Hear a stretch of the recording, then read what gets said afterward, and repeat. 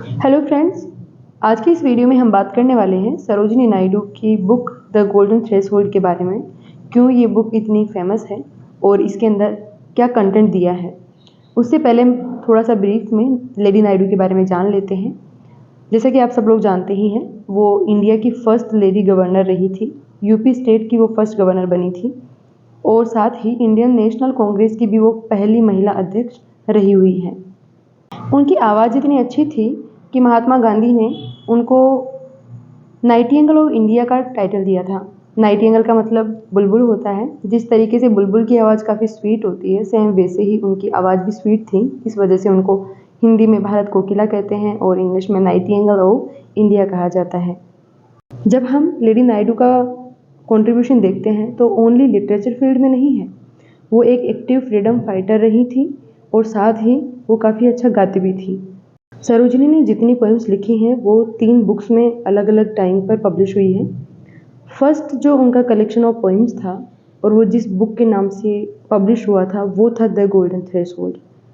ये जो बुक है इसके अंदर उनकी जो पोएम्स दी हुई है उनको 3 पार्ट्स के अंदर अलग अलग सेक्शन में डिवाइड किया है और हम एक एक करके सेक्शन के बारे में देखेंगे कि फर्स्ट सेक्शन में क्या है, सेकंड में क्या है और थर्ड में क्या है।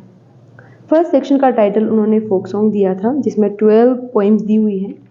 ये जो पार्ट है इसकी जो थीम है वो है इंडियन कल्चर, इंडियन लाइफस्टाइल और कुछ डेली लाइफ के सिंपल एग्जांपल्स उन्होंने लिए हैं और उनके थ्रू लाइफ के डीप थॉट्स को रिफ्लेक्ट किया है।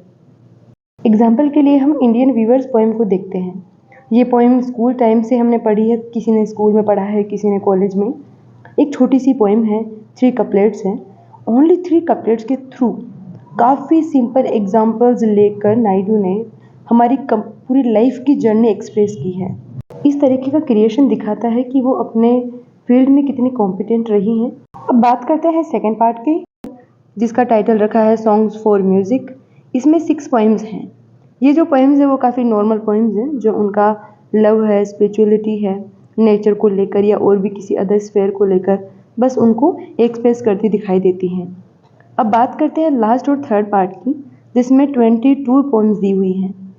इन पोएम्स के अंदर उन्होंने पेट्रियोटिज्म को रिप्रेजेंट किया है, साथ ही नेचर, लव और वुमेन फ्रीडम को भी एक्सप्रेस किया है। उनकी जितनी पोएम्स रही हैं वो काफ़ी ग्राउंडेड रही हैं। तो बेसिकली आपको ये आइडिया लग गया होगा कि द गोल्डन थ्रेशोल्ड बुक में ओनली पोएम्स ही हैं और पोएम्स को ही उन्होंने 3 पार्ट्स में डिवाइड किया है। थीम्स हमने डिस्कस कर ही ली है। बाद में उनकी 2 और बुक्स पब्लिश हुई थी पोएम्स की। पहली तो द गोल्डन थ्रेशोल्ड, सेकंड थी bird of time, third book थी उनकी ब्रोकन विंग्स। आने वाले वीडियोस में हम कवर करेंगे सरोजिनी की जो फेमस पोएम्स है जो आपकी सिलेबस में आती है, एग्जाम्स में आती है, वन बाय वन। सो तब तक के लिए स्टे मोटिवेटेड, कीप लर्निंग।